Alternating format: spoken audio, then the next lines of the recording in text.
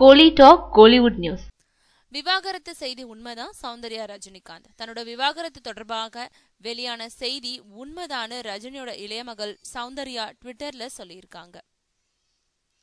நடிகர் ரஜினி லதா தம்பதியோட இளைய மகள் சௌந்தர்யா 2007 தந்தை ரஜினி நடிச்ச கோச்சடையான் படத்தை தயாரிச்சாங்க. அந்த படம் தோல்வி அடைஞ்சது. அடுத்து தயாரிச்ச கோவா படமும் வெற்றி அடையல.